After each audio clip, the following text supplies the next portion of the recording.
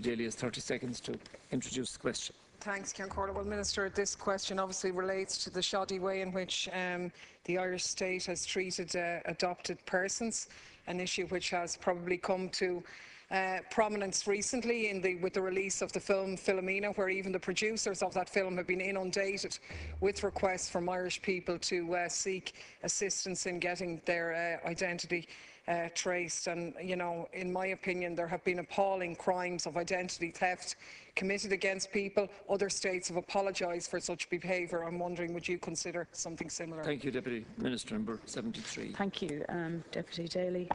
Of course, the matters raised by you, Deputy, are a matter of concern to me, and I do note the apology offered by the Australian Prime Minister earlier this year, which relates, as I understand, to historic government policies operated in that jurisdiction.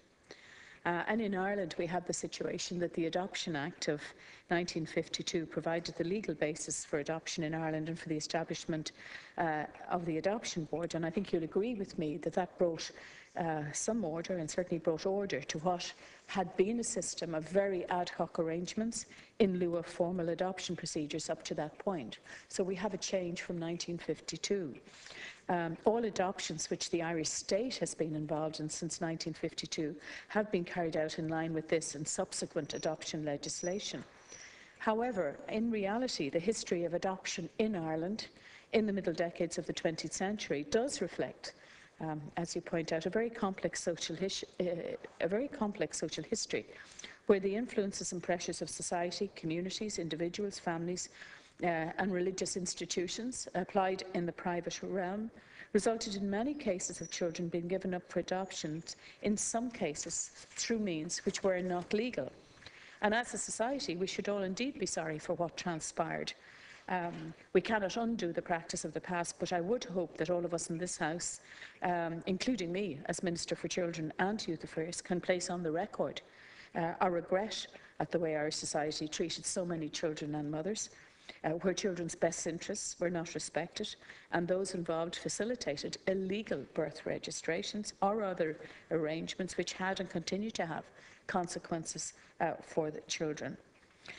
Historic private arrangements, for obvious reasons and due to social factors of the era, they did operate in conditions of great secrecy, and there were rarely any contemporary written records of these events. Similarly, the issue of the illegal adoptions relates to illegal registrations.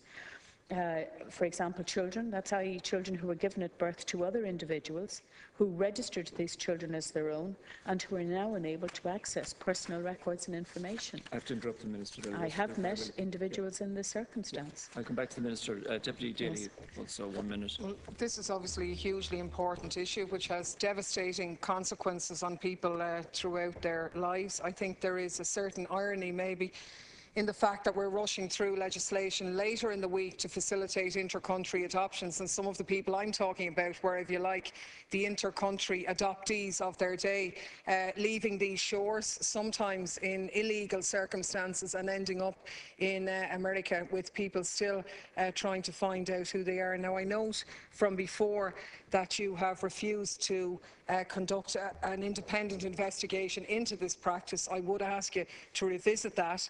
I think the fact that at certain instances in the not too distant past, 97% of children born to non-married parents were given up for adoption or ended up dying in the mother and baby homes that they were in. I mean, this is a phenomenal figure.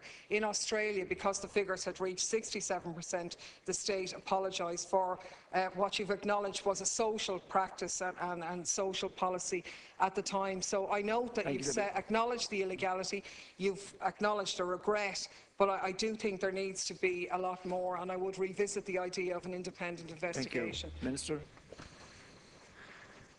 Well, I recognise, Deputy Daly, your concern about this issue, and I've no doubt we do have a lot of work to do in relation to this, and quite what the route forward ought to be, I think, is worthy of consideration.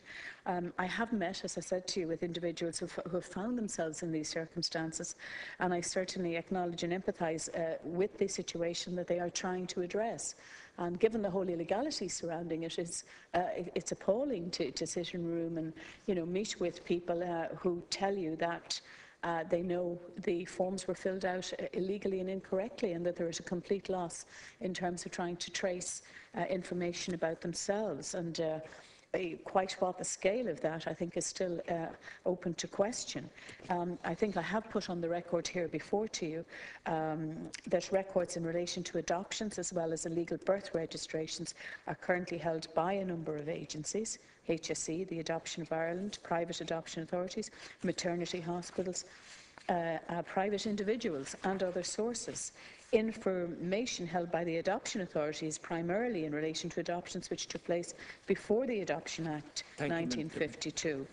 And there is the tracing service, and we are bringing forward the legislation. And what I would suggest to you is that I will hold, and I think I have said, that I will ask the Committee on Health and Children to discuss the information and tracing. And I think the issue that you've mentioned in relation to as to where to with these illegal adoptions, I do think that that might be the appropriate forum to have perhaps the first discussion in relation to that. Final supplementary, Deputy Daly. I think the official apologies given to the victims of the Magdalen laundries and to the industrial schools made a huge difference to those people, and this isn't going to go away. It meant a huge amount for the people in Australia to have the state officially acknowledge this. In 2010, Gordon Brown apologised for Britain's role in some of these activities for disrupting the identity of children and facilitating their abuse and exploitation. And I think what we are dealing with really is a generation, in many instances, of what were stolen children,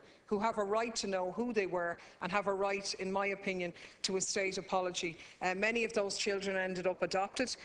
Others ended up dead, with a quarter of all babies born outside marriage in the 1930s dying. In some of the mother and baby homes, the mortality rates, they were losing 50% of the children born there. So, and I think subsequent to that, the state has actively tried to deny people and frustrate people's ability to find their identity. And even now, when we have the records centralised, people cannot access them.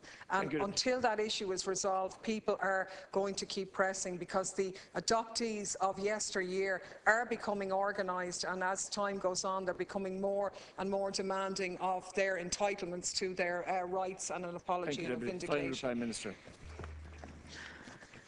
Well, I mean, you mentioned inter-country adoption. Obviously, we've learned an awful lot about adoption in the subsequent years to the era that you're describing. And in terms of, permission of parents, in terms of consent, in terms of, the concept of subsidiarity, that adoptions would be carried out locally. And we've seen a dramatic change. And obviously, that's linked to cultural attitudes as well. There are very few children born in Ireland now, as you know, who are placed for adoption. It's a total contrast to the situation going back to the 40s and 50s, and that's about social attitudes as well. So there's a lot of factors at play here, but certainly when it comes to the National Adoption Contact Register, which was established in 2005, I think it's very important that people who are searching make contact with that, and there is quite a difference in the numbers between people who are signing on for that and the actual numbers of adoptions that took place. So we do need more publicity about the National Contact Preference Register, and we do have to ensure that best practice is applied when people are trying to get information to which they are entitled to. But there are also the constitutional issues I've mentioned previously with regard to the mother's right to privacy. We now go on to other questions, Deputy